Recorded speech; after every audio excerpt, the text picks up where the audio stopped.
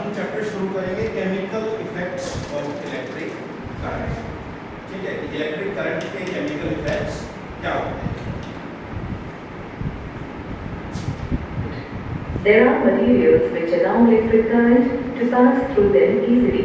Such materials are called good conductors of electricity. Like the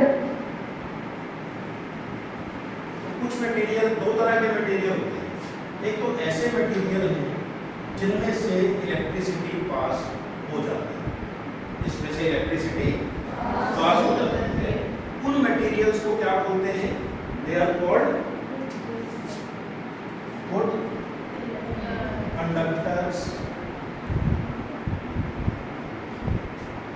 of electricity. Good conductors of electricity, जिसमें से electricity pass हो जाती है। कोई एग्जांपल बता सकते हो जिसमें से इलेक्ट्रिसिटी पास हो जाती है?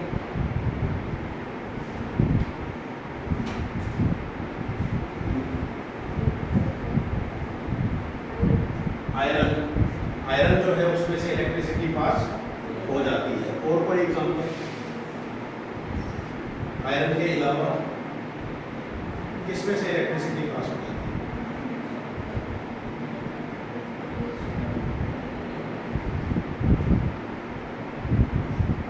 नहीं पता? आयरन ही पता है कि आयरन भी नहीं पता था? ये जो हमारी वायरिंग होती है किस चीज की बनी होती है? तारे किस चीज की बनी होती है? तारे किसको पता? यहाँ नहीं दिख रहा, कुछ दिखा इतना तो दिमाग लगा सकते हो। सामने मैं जब चीज बता रहा हूँ कि क्या चीज है तो वो तो पता होना चाहिए ना। कॉपर यहाँ लिखा भी हुआ है, कॉपर। कॉपर जो है वो गुड कंडक्टर। कुछ एग्जांपल हम देखते हैं। The metals such as copper and aluminium allow electricity to pass through them easily, so they are good conductors of electricity. On the other hand, दो एग्जांपल समझ आए? एक तो आपने कौन सा एग्जांपल दिया? आयरन। ठीक है, दूसरा कॉपर और तीसरा एल्यूमिनियम। ठीक है, मोस्टली जो ये मेटल्स होती हैं ये गुड कंडक्टर्स होती है इलेक्ट्रिसिटी। मेटल्स में से इलेक्ट्रिसिटी पास हो जाती है। क्लियर हो गया? तो यानी वो सब्सटेंस जिसमें इलेक्ट्रिसिटी पास हो जाती है उन सब्सटेंसेस को हम क्या बोलते हैं? Good conductors of electricity. इतनी बात क्लियर हो गई सर? गुड कंडक्टर्स क्या होते हैं पता चल गया? ठीक है। those materials which do not allow electric current to pass through them easily are called poor conductors of electricity or non-conductors of electricity, like the materials such as rubber. अब जिसमें से इलेक्ट्रिसिटी पास नहीं होती उनको क्या कहेंगे? Poor conductors. क्या है? पुअर कंडक्टर्स या नॉन कंडक्टर्स ऑफ इलेक्ट्रिसिटी। तो पुअर कंडक्टर्स और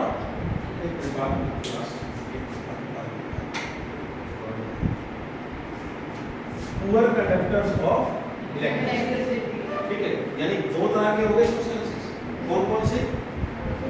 एक गुड कंडक्टर जिसमें से इलेक्ट्रिसिटी पास हो जाती है और एक पुअर कंडक्टर या नॉन कंडक्टर जिसमें इलेक्ट्रिसिटी पास नहीं होती। तो कौन से एग्जांपल हो गए उसमें?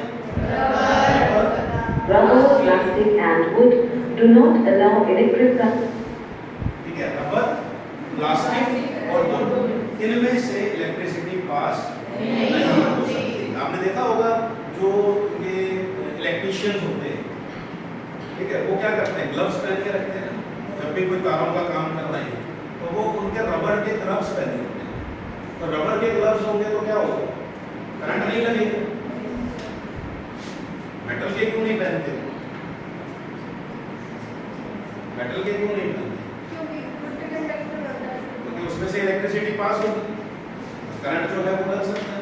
तो इसलिए यहाँ अगर हम देखें तो रबर, प्लास्टिक और वुड जो है, आपने ये भी सुना होगा कि किसी को अगर मान लो कोई करंट आ रहा है, कोई झटका लग जाता है इलेक्ट्रिसिटी का, तो उसको अगर हमें बचाना हो तो इससे उसको दूर करते हैं। लकड़ी से यूज करते हैं, तो लकड़ी क्यों यूज कर रहे हैं? क्योंकि वो बैड कंडक्टर या पुअर कंडक्टर हो, बैड भी कह सकते हो, नॉन कंडक्टर कह सकते हो, पुअर कंडक्टर कह सकते हो। तो ये क्या है? These are poor conductors. तो पुअर कंडक्टर्स में कौन कौन से आ गए? रबर, प्लास्टिक और वुड। ये एग्जांपल हो गए हमारे poor conductors of electricity. Current to pass through them, so they are poor conductors of electricity or non-conductors of electricity. Do liquids conduct electricity? Just like solids, some of the liquids of अब ये है कि अभी हमने जो भी example किए conductors के, चाहे वो आयरन है, कॉपर है, एल्यूमिनियम है, क्या ये सॉलिड है या लिक्विड है? सॉलिड है, लिक्विड है या गैस है? सॉलिड है। इनमें से इलेक्ट्रिसिटी पास हो जाती है। तो अब क्वेश्चन ये अराइज करता है कि क्या लिक्विड इलेक्ट्रिसिटी कंडक्ट करते हैं? क्या लिक्विड से इलेक्ट्रिसिटी पास हो जाएगी? क्या सोचते हो? हो जाएगी इलेक्ट्रिसिटी लिक्विड से? कोई एग्जांपल बता सकते हो जिस लिक्विड से इलेक्ट्रिसिटी पास हो जाए? वाटर। क्योंकि हम कहते हैं ना गीले हाथ से हमें स्विच वगैरह या इलेक्ट्रिक जो अप्लायंसेस हैं वो यूज नहीं करने चाहिए, क्योंकि गीले हाथ है तो क्या है? वाटर है, और इलेक्ट्रिसिटी जो है वो कंडक्ट करेगा।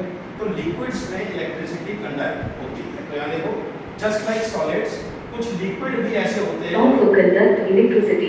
The liquids that conduct electricity are solutions of acids, bases, and salts in water.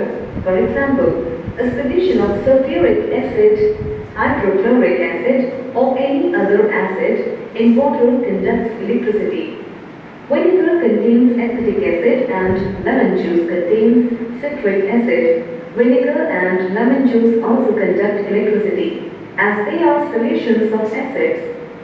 Similarly, a solution of sodium hydroxide, potassium hydroxide, or any other soluble base in water conducts electricity. And a solution of copper sulfate, common salt, that is, sodium chloride, or any other salt in water also conducts electricity.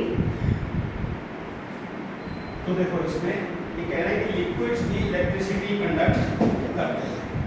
कुछ liquids के example दिए हैं इसमें हमने कि कौन कौन से लिक्विड हैं जो इलेक्ट्रिसिटी कंडक्ट करते हैं। तो लिक्विड्स कंडक्ट करते हैं, एक तो कौन से हो गए इसमें? एसिड्स, दूसरा बेस, और तीसरा सॉल्ट। सॉल्ट के जो सॉल्यूशन हैं, एसिड के जो सॉल्यूशन हैं या बेस के जो सॉल्यूशन हैं, ये इलेक्ट्रिसिटी को कंडक्ट कर सकते हैं, यानी इनमें से इलेक्ट्रिसिटी पास हो रही है। ठीक है, यानी किसमें से इलेक्ट्रिसिटी पास हो रही है? कौन से सॉल्यूशंस में से इलेक्ट्रिसिटी पास हो सकती है? एसिड, बेस और सॉल्ट। एसिड का कोई एग्जांपल पढ़े आपने 9th में पढ़े हैं ना एसिड्स? हाइड्रोक्लोरिक एसिड, कौन सा एसिड है? Hydrochloric acid. H2SO4, इसको बोलते हैं सल्फ्यूरिक एसिड। क्या बोलते हैं? Sulphuric acid. ये सल्फ्यूरिक एसिड है। एसिटिक एसिड, फॉर्मूला नहीं याद करना, वैसे बताना। Acetic acid CH3COOH, acetic acid. Vinegar, जो सिरका होता है ना, हम सिरका यूज करते हैं, जो सिरका है उसमें एसिटिक एसिड पाया जाता है। कौन सा एसिड होता है उसमें? Acetic acid. विनेगर के अंदर होता है। नींबू के अंदर कौन सा होता है? Citric acid. नींबू में, संतरे में ये सिट्रिक एसिड। तो नींबू का अगर आप जूस लेते हो, पानी में नींबू निचोड़ देते हो और उसका अगर आप लोगे तो वो भी इलेक्ट्रिसिटी को कंडक्ट करेंगे। विनेगर का सॉल्यूशन ले लिया, HCl का ले लिया, सब इनमें से कोई भी आप लोगे, इनमें से इलेक्ट्रिसिटी पास हो जाती है। इलेक्ट्रिसिटी पास हो जाती है।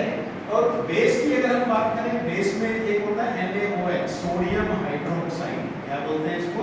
Sodium hydroxide. Sodium hydroxide. ये जो सोडियम हाइड्रोक्साइड है, थोड़ी बात है। और दूसरा है पोटाशियम हाइड्रोक्साइड। दूसरा कौन सा है? Potassium hydroxide. डिसॉल्व कर लेंगे तो वाटर में डिसॉल्व होने के बाद इनका जो सॉल्यूशन बनेगा वो भी क्या होगा, उसमें से भी इलेक्ट्रिसिटी पास होगा। घर में जो हम सॉल्ट यूज करते हैं, नमक है NaCl, नमक क्या होता है NaCl, जो नमक खाते हैं उसका फॉर्मूला है NaCl, सोडियम क्लोराइड। ठीक है, एक ब्लू कलर का भी आपने सॉल्ट देखा था, यहाँ दिखाया था ना, उसको बोलते हैं कॉपर सल्फेट। जब इन सॉल्ट्स को भी हम वाटर में डिसॉल्व कर लेते हैं तो भी वो क्या हो जाता है, गुड कंडक्टर। यानी कि एसिड का सॉल्यूशन है हमारे पास, बेस का सॉल्यूशन है, किधर बैठे कैसे बैठे,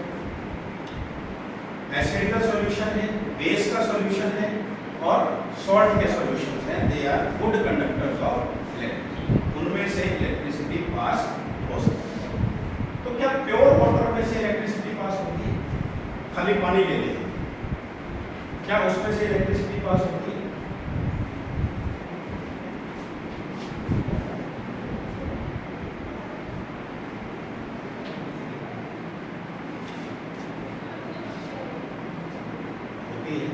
कितने बच्चे ये मानते हैं कि होती है, प्योर वाटर में से इलेक्ट्रिसिटी पास होती है? आप खड़े करो, कितने बच्चे ये मानते हैं कि पास हो जाती है? 1 2 3 4 5 6 7 लगभग सारी क्लास ये मान रही है कि वाटर से इलेक्ट्रिसिटी पास हो रही है, लेकिन प्योर वाटर से इलेक्ट्रिसिटी पास नहीं, प्योर वाटर से इलेक्ट्रिसिटी पास नहीं होगी। बिल्कुल प्योर वाटर होगा ना, डिस्टिल्ड वाटर बोलते हैं जिसको, उसमें से इलेक्ट्रिसिटी पास होगी। अगर हम पानी में कुछ सॉल्ट, एसिड, बेस कुछ डिसॉल्व कर देते हैं तब उसमें से इलेक्ट्रिसिटी पास होगी। जो हमारे पानी आता है ये बिल्कुल प्योर तो नहीं होगा, इसमें तो कई चीजें मिक्स होती हैं, कई तरह के इलेक्ट्रोलाइट्स हैं उसके अंदर, आयंस प्रेजेंट हैं, आयंस क्या है तो वो प्रेजेंट है, तो उसकी वजह से कंडक्टिविटी होती है, गुड कंडक्टर होते हैं। अगर वाटर प्योर होगा तो प्योर वाटर में से इलेक्ट्रिसिटी कंडक्ट नहीं हो सकती, ये पॉइंट याद रखना, ठीक है। The conduction of electricity by liquids such as solutions of acids, bases and salts are different than conduction of electricity by solids such as metals. In solids, electricity is carried by electrons, but in liquids, electricity is carried by positively and negatively charged ions. अब देखो, solid जो है ये solid है, इनमें से electricity pass हो रही है, ये क्या है लिक्विड्स है, इनमें से भी इलेक्ट्रिसिटी पास हो रही है, लेकिन दोनों में इलेक्ट्रिसिटी पास तो हो रही है, लेकिन दोनों में इलेक्ट्रिसिटी जो पास होगी, जो कैरियर होंगे, जो इलेक्ट्रिसिटी को ले जा रहे हैं एक जगह से दूसरी जगह, जो कंडक्ट कर रहे हैं वो डिफरेंट। सॉलिड्स में क्या होता है, सॉलिड्स में इलेक्ट्रिसिटी की अगर हम बात करें तो जैसे मान लो ये हमारे पास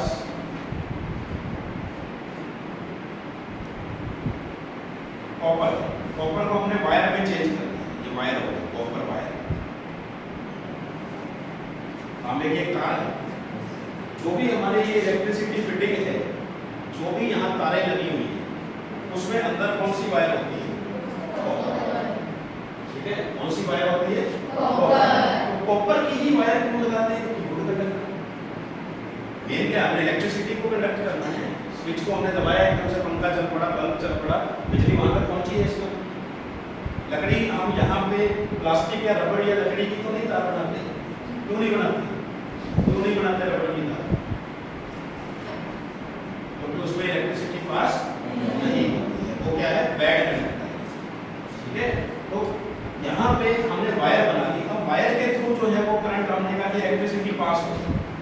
अब इलेक्ट्रिसिटी यहाँ जो पास होती है तो वो किस वजह से होती है, ड्यू टू इलेक्ट्रॉन्स। क्या होते हैं इनमें, इलेक्ट्रॉन्स। तो ये हमारे पास क्या प्रेजेंट है, जो भी ये सॉलिड कंडक्टर्स हैं इनमें जो इलेक्ट्रिसिटी पास होती है वो किसकी हेल्प से होती है, इलेक्ट्रॉन्स की हेल्प से होती है। क्या कहा हुआ ना, in solids electricity is carried bye electrons. कौन इलेक्ट्रिसिटी को कैरी करता है, कौन उसको कंडक्ट करता है, इलेक्ट्रॉन्स। लेकिन अगर हम इनकी बात करें लिक्विड्स की, मैं जैसे कि एग्जांपल दे रहा हूँ, ये है पानी, प्योर वाटर, क्या है प्योर वाटर।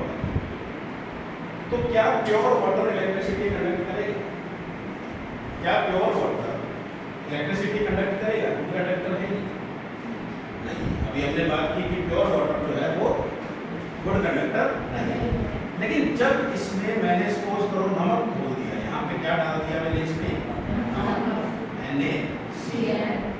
जैसे ही NaCl मैंने इसमें डाला तो NaCl पानी में जाने के बाद टूट जाता है।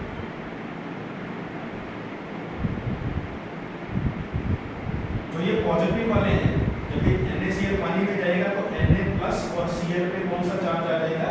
माइनस। ये NaCl पानी में घुलने के बाद इनमें टूट जाता है। इनको बोलते हैं आयंस। क्या बोलते हैं? आयंस। ठीक है, तो ये क्या है? आयंस। जैसे ही हमने पानी में, चाहे आप एसिड डाल दो चाहे बेस डाल दो, मान लो मैंने ये NaOH डाल दिया, बेस है ये, तो NaOH अगर डालता हूं तो NaOH पानी में जाते ही किस पे टूट जाएगा? Na प्लस और OH माइनस। कॉपर सल्फेट अगर मैंने डाल दिया पानी में तो कॉपर सल्फेट किस पे टूट जाएगा? Copper ions plus sulphate ions. तो दो तरह के आयंस बने। कौन से आयंस बने? पॉजिटिव चार्ज और नेगेटिव। पॉजिटिव और नेगेटिवली चार्ज आयंस जो हैं वो जनरेट होते हैं और उसकी वजह से इलेक्ट्रिसिटी कंडक्ट। समझ आ गया? सॉलिड में इलेक्ट्रिसिटी किसकी वजह से कंडक्ट हो रही है? सॉलिड में किसकी वजह से हो रही है इलेक्ट्रिसिटी कंडक्ट? फ्री इलेक्ट्रॉन्स होते हैं, इस वजह से इलेक्ट्रिसिटी कंडक्ट हो रही है। लेकिन लिक्विड जो सॉल्यूशंस हैं, चाहे वो एसिड के सॉल्यूशन हैं, चाहे वो बेस के हैं, चाहे वो सॉल्ट के हैं, इनमें अगर इलेक्ट्रिसिटी कंडक्ट होती है तो किस वजह से होती है? आयंस। कौन से आयंस होते हैं? कौन से आयंस होते हैं? समझ आ रही? इलेक्ट्रिसिटी दोनों कंडक्ट कर रहे हैं, लेकिन इसमें जो इलेक्ट्रिसिटी कंडक्ट हो रही है वो किस वजह से है? इलेक्ट्रॉन्स। और इनमें जो इलेक्ट्रिसिटी कंडक्ट हो रही है वो किस वजह से है? Ions. Positively and negatively charged ions. Clear है? ठीक है।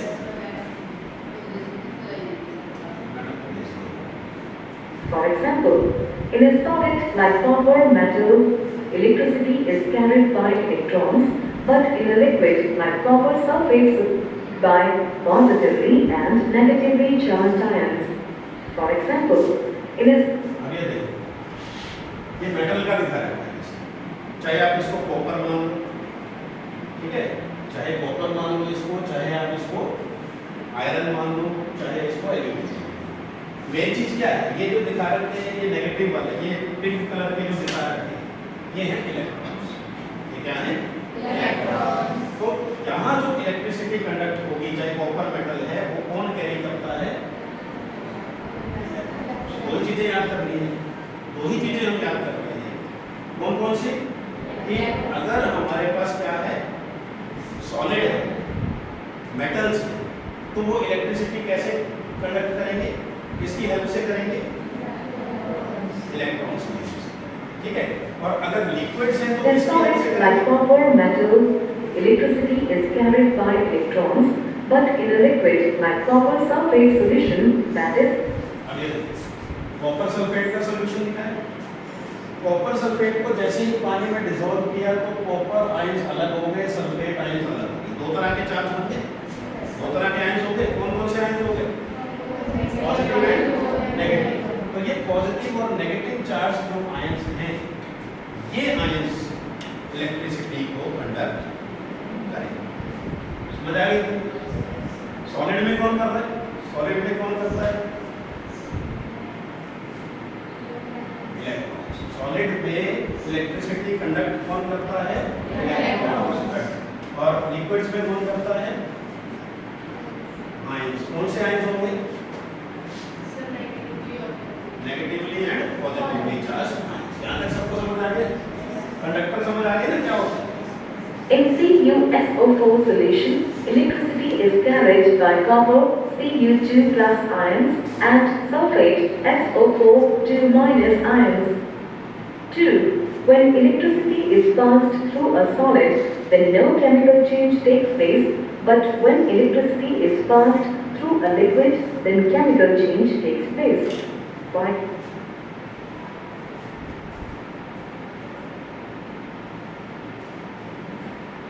2. When electricity is passed through a solid, then no chemical change takes place, but when electricity is passed through a liquid, then chemical change takes place. For example, when पहला समझ आ गया, पहला difference क्या है सॉलिड और liquid में conduction में? क्या डिफरेंस है? फर्स्ट डिफरेंस, सॉलिड में इलेक्ट्रिसिटी कौन पास करता है? इलेक्ट्रॉन्स के इलेक्ट्रॉन्स पास करते हैं। और लिक्विड्स में इलेक्ट्रिसिटी कौन पास करता है? आयंस। कौन से आयंस होते हैं? Negatively and positively. तो पहला डिफरेंस समझ आ गया। दूसरा डिफरेंस क्या है कि जब इलेक्ट्रिसिटी पास होती है किसी सॉलिड या लिक्विड में, तो सॉलिड में जब इलेक्ट्रिसिटी पास होगी तो कोई केमिकल चेंज नहीं होगा, ठीक है, कोई केमिकल चेंज नहीं होगा। लेकिन जब लिक्विड्स में से इलेक्ट्रिसिटी पास होगी तो केमिकल चेंज होगा। फॉर एग्जांपल, जैसे अभी मैंने आपको बताया कि हमारे जो वायर्स हैं उसमें मेनली कौन सी मेटल यूज करते हैं? कौन से मेटल यूज होते हैं? किस चीज की बनाते हैं तारे? कॉपर वायर है, ठीक है। अब डेली आप पंखा भी चलाते हो, ट्यूब भी जलाते हो, लाइट भी जलाते हो, तो क्या कॉपर जो है उसमें कोई रिएक्शन होती है? वायर तो वैसे की वैसे रहती है, या कॉपर है उसमें वो कॉपर आयरन में चेंज हो गया या कोई रिएक्शन हुई होती है? कोई रिएक्शन नहीं होती, कोई रिएक्शन। तो इसका मतलब जब सॉलिड में से इलेक्ट्रिसिटी पास होगी तो कोई केमिकल चेंज नहीं होगा, उसमें कोई भी केमिकल चेंज नहीं होगा। क्लियर हो गया कि कोई केमिकल चेंज आपको इसमें नहीं होगा। when electricity is passed through a copper wire, no chemical change takes place in it, but when electricity is passed through acidified water, then a chemical change takes place in which water is decomposed into hydrogen and oxygen gases. कि अगर हम किसी solution में से liquid में से पास करेंगे electricity तो क्या होगा? केमिकल चेंज होगा। जैसे हम मान लो ये हमारे पास वाटर है,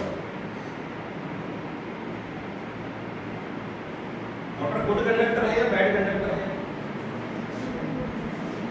वाटर गुड कंडक्टर है या बैड कंडक्टर? Good conductor. अभी तो मैंने कहा कि वाटर की मैं बात कर रहा हूँ, इसका मतलब प्योर वाटर की बात है, ठीक है ना?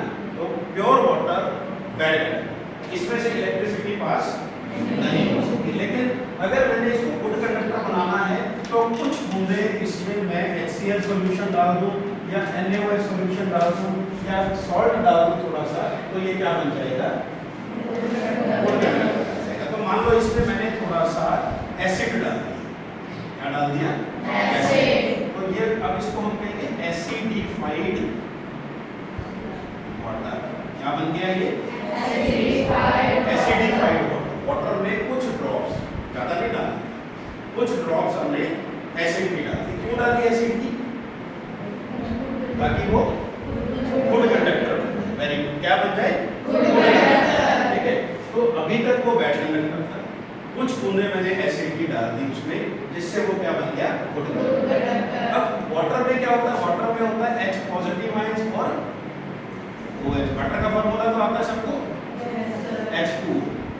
अब ये टूटता है, जब इसमें से इलेक्ट्रिसिटी पास करेंगे तो दो आयंस कौन से बनेंगे? H पॉजिटिव आयन और OH माइनस। ये H पॉजिटिव आयन ज्यादा डिटेल में नहीं जाएंगे, हम इस सिलेबस के हिसाब से देखेंगे। ये चेंज होगा हाइड्रोजन में और यहाँ से बनेगी ऑक्सीजन, यानी पानी तो टूटने लगे, पानी टूट रहा है ना। क्या बनाती है उसने? हाइड्रोजन गैस और ऑक्सीजन गैस। तो इसका मतलब क्या हुआ? केमिकल चेंज हुआ या नहीं हुआ? Chemical change. तो डिफरेंस समझ आया? इस सॉलिड में से अगर हम इलेक्ट्रिसिटी पास करते हैं तो क्या होगा?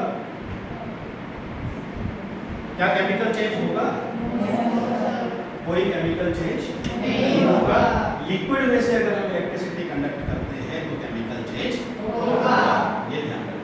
Liquids which conduct electricity are called conducting liquids, or conducting solutions, or an electrolyte.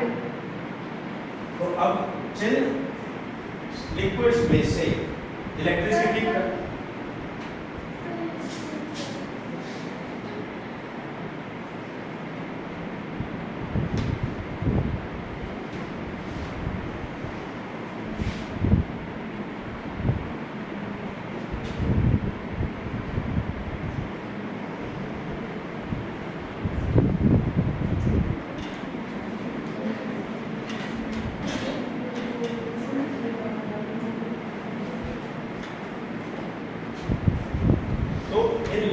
को क्या बोलते हैं हम, जिनमें से इलेक्ट्रिसिटी पास हो जाती है?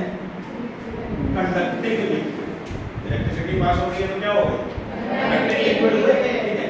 या इनको एक और नाम भी दिया जाता है, इनको बोलते हैं इलेक्ट्रोलाइट्स। क्या बोलते हैं? इलेक्ट्रोलाइट्स। इलेक्ट्रोलाइट्स बहुत इंपॉर्टेंट क्वेश्चन है, ये क्वेश्चन आता है कि इलेक्ट्रोलाइट्स क्या होते हैं? कि ऐसे सॉल्यूशंस जिसमें से इलेक्ट्रिसिटी पास हो जाती है, उन सॉल्यूशंस को क्या बोलते हैं? इलेक्ट्रोलाइट्स।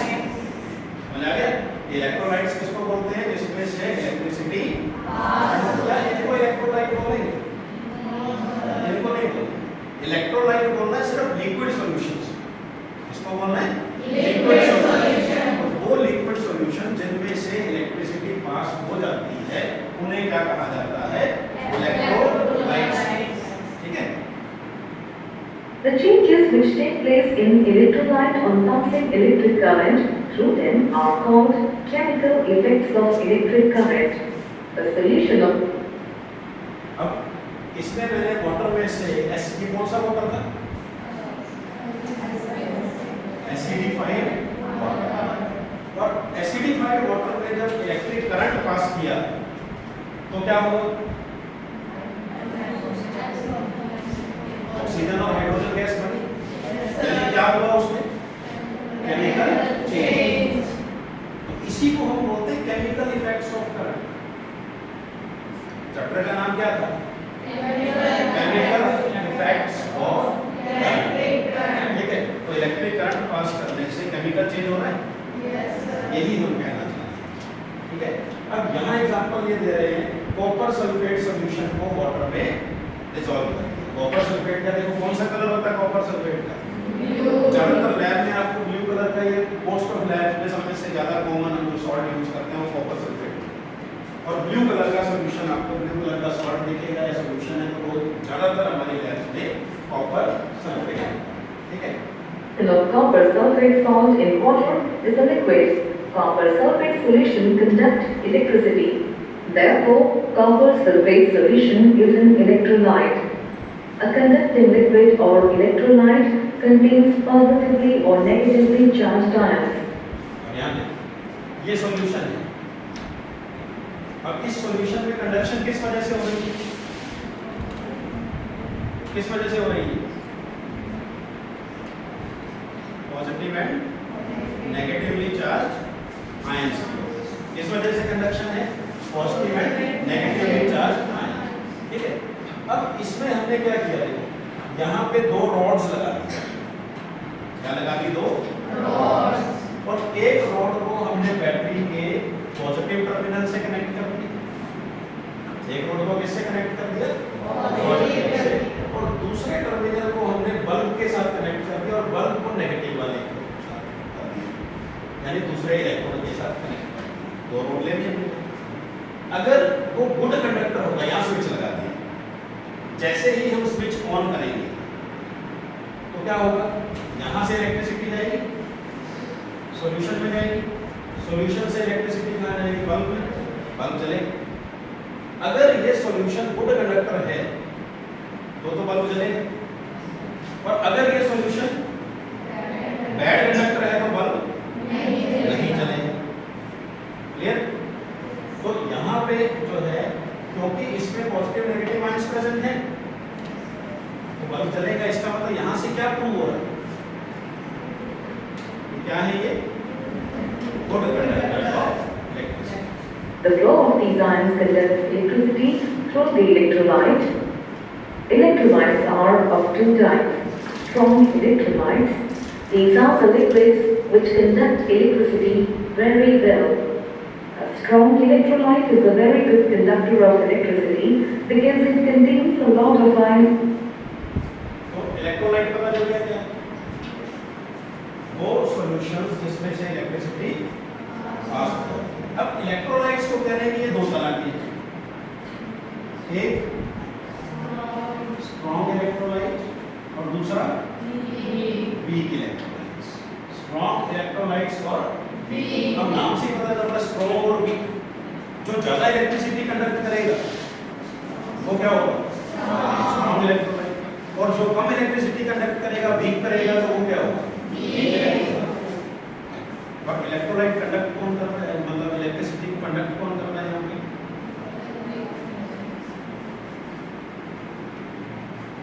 इलेक्ट्रॉन्स कर रहे हैं। इलेक्ट्रिसिटी को कौन कंडक्ट कर रहा है यहाँ पे? कौन कर रहा है?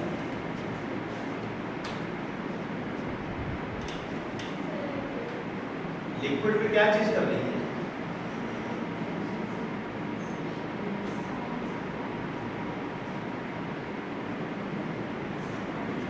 इतनी बात तो बता दी कि आयंस जो हैं वो इलेक्ट्रिसिटी कंडक्ट करेंगे। लिक्विड में जो इलेक्ट्रिसिटी कंडक्ट करता है वो कौन करता है?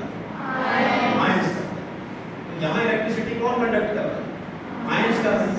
तो आयंस जो है वो इलेक्ट्रिसिटी कंडक्ट कर रहे हैं, और आयंस जो हैं जितने ज्यादा होंगे उतनी इलेक्ट्रिसिटी ज्यादा होगी, कम होगी?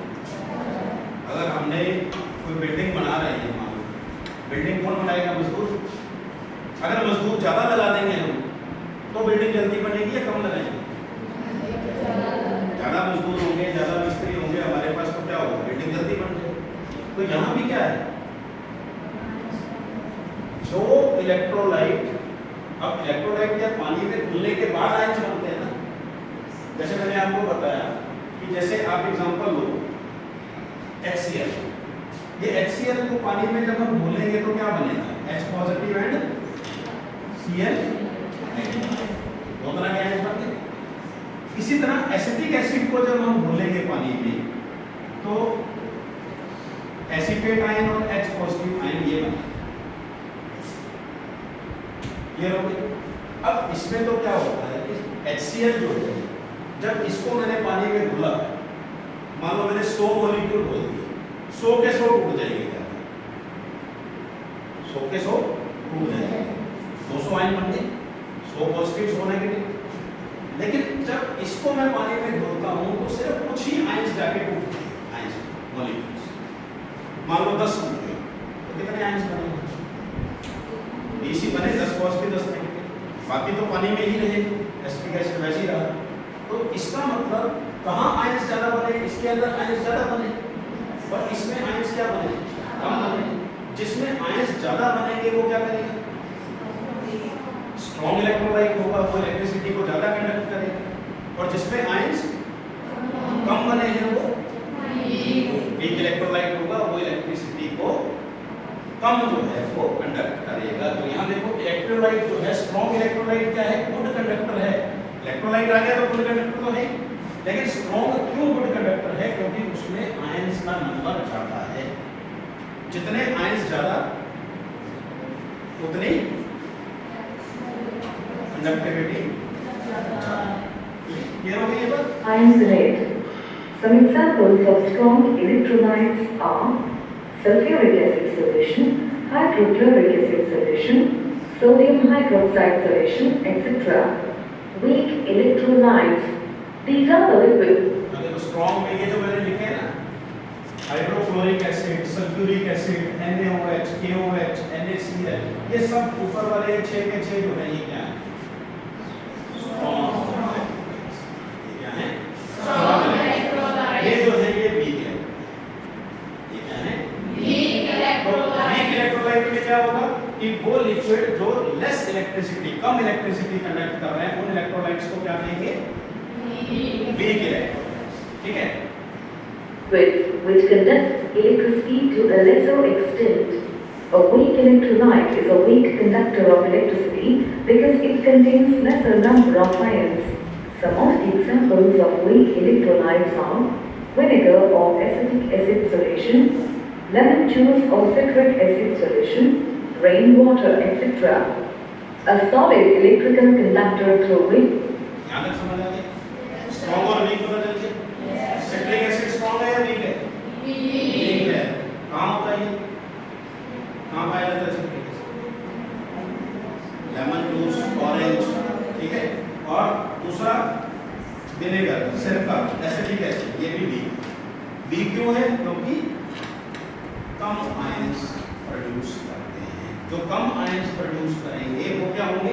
Weak electrolyte. और जो ज्यादा आयंस प्रोड्यूस करेंगे वो स्ट्रॉन्ग इलेक्ट्रोलाइट। ठीक है, which an electric current enters or leaves something like a coil or an electrolytic cell is called an electrode.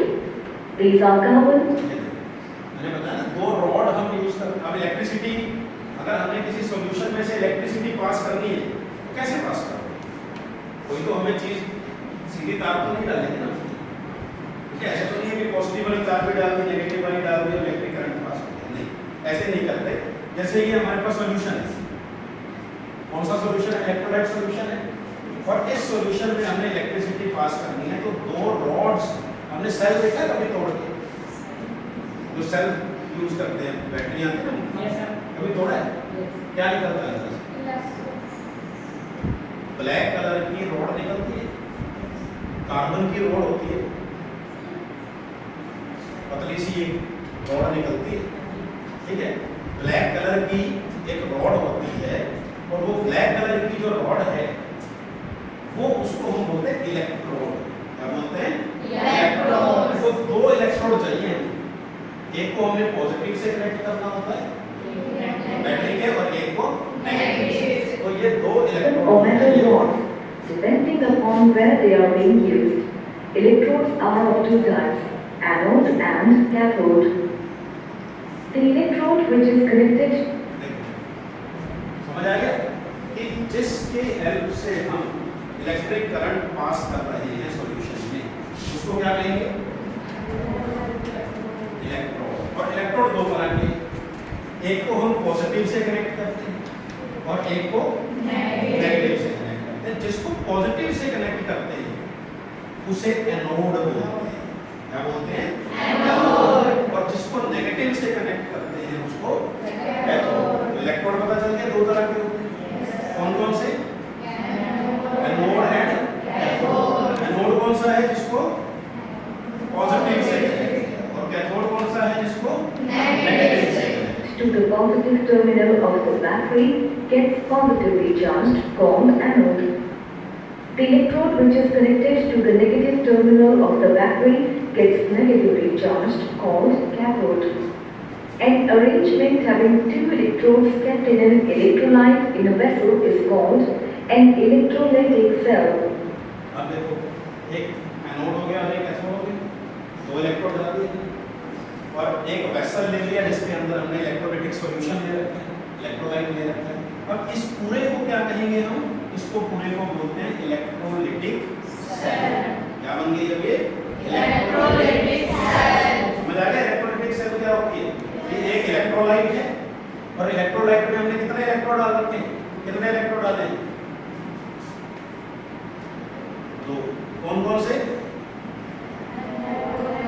Cathode and anode. Cathode and anode. तो ये electrolytic cell है।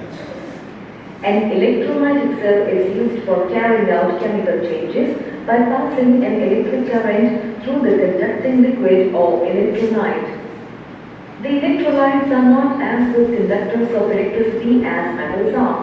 So, in performing the activities on conduction of electricity through liquids, a single electric cell is not sufficient because it gives only a small amount of electric current. We have to use a battery made from a number of electric cells joined together to study the conduction of electricity through liquids. The battery will supply a larger amount of electric current. अच्छा, अब last point हम जो discuss करेंगे वो ये है कि solid conductor और जो ये सेल है, इनमें से कौन इलेक्ट्रिसिटी ज़्यादा कंडक्ट करता है? कौन इलेक्ट्रिसिटी ज़्यादा करता है? सॉलिड। इनमें इलेक्ट्रिसिटी ज़्यादा कंडक्ट होती है ना। सेल जो है उसमें इलेक्ट्रिसिटी कम करना। आप बैटरी यूज करते हो कितने? 10 वोल्ट, 12 वोल्ट की आती है, 6 वोल्ट है, इस तरह से ये बैटरी आती है। तो उसमें इलेक्ट्रिक करंट जो है सेल में बहुत कम जनरेट होता है, कंडक्ट होता है, जबकि इनमें जो इलेक्ट्रिक कंडक्ट जो करंट है वो ज़्यादा है। तो सेल जो है अगर हमने उससे ज़्यादा करंट लेना है, जनरेट करना है इलेक्ट्रोलाइटिक सेल से, तो क्या करना है? तो हमें कई सेल्स को आपस में जोड़ना है।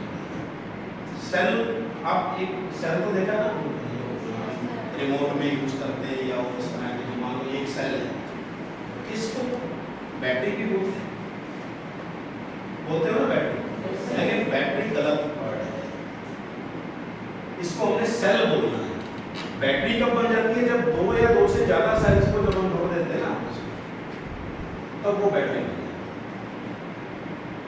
ठीक है, अकेले को क्या बोलना है? सेल। बैटरी कब होगी? जब दो या दो से ज्यादा सेल्स को हम सीरीज में जोड़ देते हैं। आप देखते हैं ना, हम टॉर्च यूज करते हैं, टॉर्च पे किसी में 2 सेल डलते हैं, किसी में 3 डलते हैं, देखा होगा। अब वो 2 डल के अब